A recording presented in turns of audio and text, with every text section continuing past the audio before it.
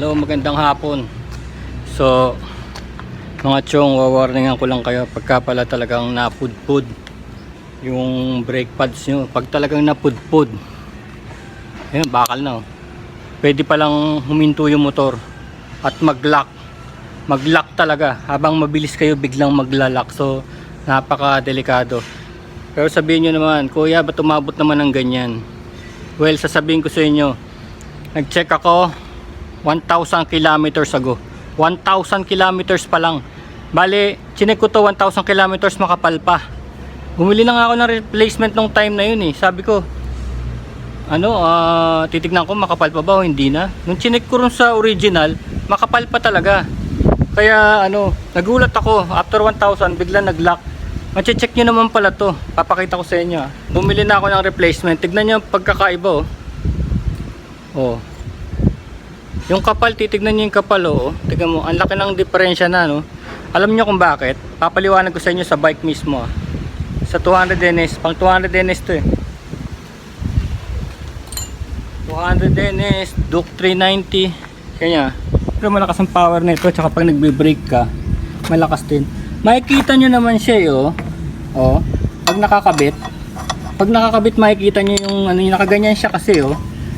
Ayan, bale, nakaganyan siya. Ito yung pads. Ganyan.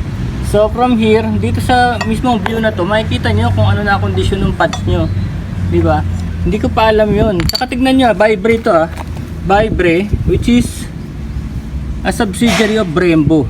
So, magandang brand to. Pero kung titignan nyo, wala siyang tornilyuhan oh. See? Wala siyang tornilyuhan. Wala dito, see? Hindi nyo siya may split up. Oh, wala oh. Hindi na split up tong Vibre. Alam niyo ibig sabihin nito? Ang piston nito dumadaan dito sa may gitna. You see what I mean? Gumagalaw yan oh. Oh. Ang piston nito pwedeng lumabas sa inyong piston oh. Pag pinindot niyo yung preno, ang piston lalabas doon. So ibig sabihin, pwede siyang dumikit kung wala na siyang pads, pwede siyang dumikit dito at mag-lock. Yung mismong piston, ayun yung piston oh. Dinadrive ng fluid. Diba? Para matanggal mo to, kailangan tanggalin mo dito.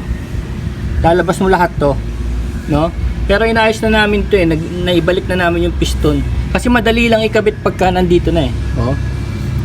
Pero yung sinasabi ko sa inyo, lalabas yung piston dyan. Yun ang maintenance nito. Ang maintenance nito, palalabasin nyo yung piston dyan. Tapos bubunutin nyo palabas. Doon nyo papalitan yung piston rubber, ganon. From here, wala siyang access dito. So, ibig sabihin, pwede pala siyang mapindot hanggang sa lumabas dito. Yung piston. Single piston. Diba? So, yun ang delikado dito sa mga to. Talaga palang delikado dahil wala nga siyang access, no? Ngayon, pagkabit nito, madali lang. Teka, kukunin ko yung stand. So, you may be wondering paano namin napabalik yung piston. Well, dalawang screwdriver lang. Ginanon namin, no? Dalawang screwdriver. Mula sa loob dito. Ginanon namin, naibalik siya. So obviously wala naman siyang leak. Wala siyang leak eh. So wala tayong problema sa piston rubber. Wala tayong problema sa piston ring na may gas-gas. Wala. Ibig sabihin talagang yung brake pads lang ay wala na. Pudpud na. Ngayon, itong brake pads na to mukha naman siya matibay. Mukha siya matibay oh. Pero kaya lang ano to eh. Aftermarket at saka ano lang to. 95 pesos a pair. So hindi ko alam kung gaano katibay to. Ang pangalan niya ay TYS 95 pesos kasi yung original nito is 500. So isipin mo 5 times yun. Pero sasabihin niya nagtitipid na naman ako sa walang dahilan no? We will try this. Abangan ko na lang, dalawa binili ko yun. Abangan ko na lang, total masisilip naman talaga eh. Ngayon kakabit na natin ah. Ang pagkabit na ito madali lang mula sa rear. Dapat diba? Oh.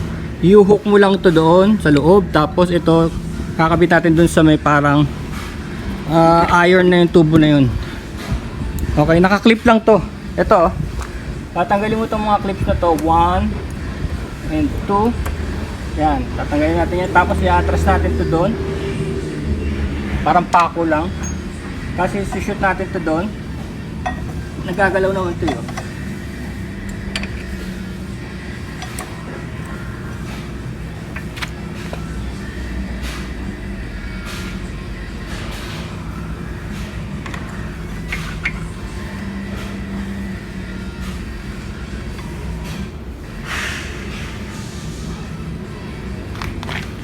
Tapos isasaulin na natin yung parang pako.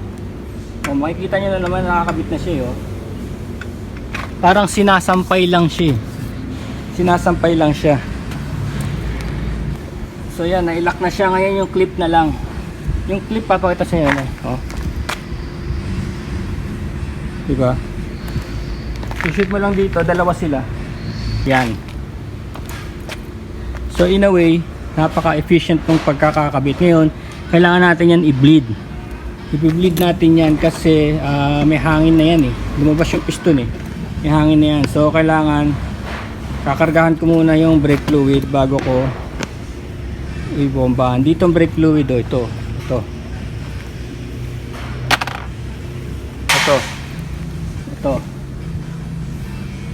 Dito tayo magpapalabas ng brake fluid at hindi lang brake fluid, pati air. Actually, ang concern talaga natin yung air.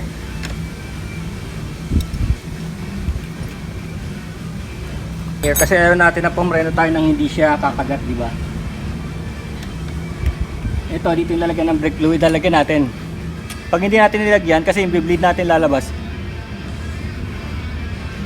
Pag wala ng brake fluid, hangin na uli yung pinapasok natin.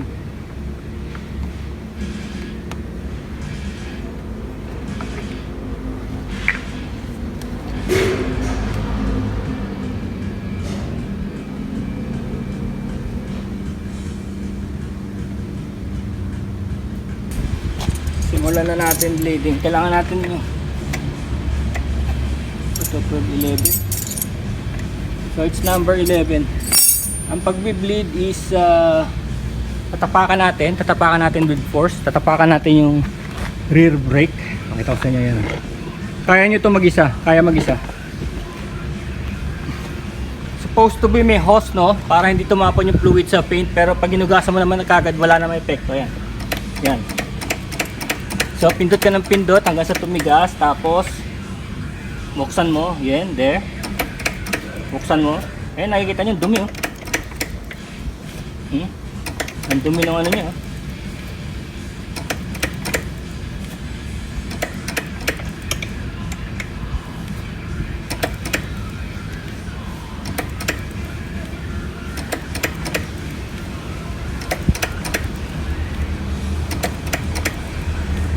Nakikita niyo yung lumalabas. Yung lumalabas is the clean brake fluid na. So yung brake fluid is naluluma din. Nagdudumi rin. Hindi pwedeng forever pala yan dyan. Kaya pala may mga businesses na gano'n ng replacement ng brake fluid. Ganun na. Now, kailangan na natin buhusan to. Actually, yung ginagawa ko yung may sabon eh. May sabon siya.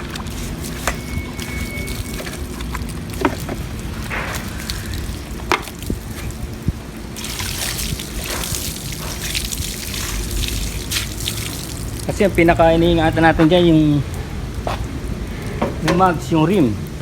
Yung rim, wag matuklap, no? So yun, meron na tayong existing brakes. Oh.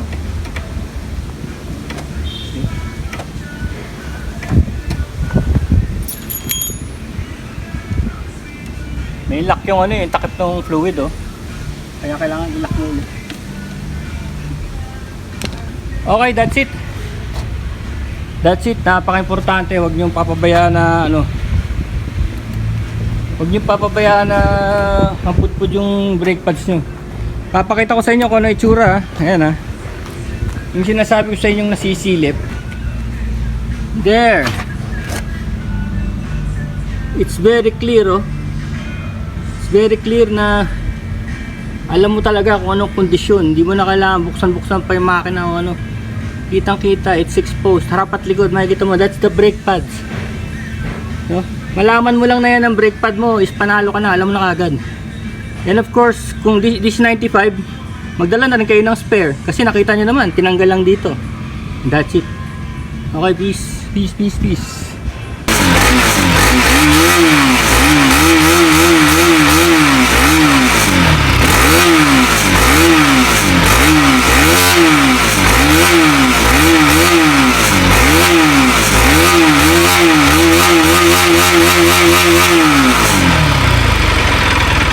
kotse niya, nasa gilid. Sa ilalim. Here. Can't be seen.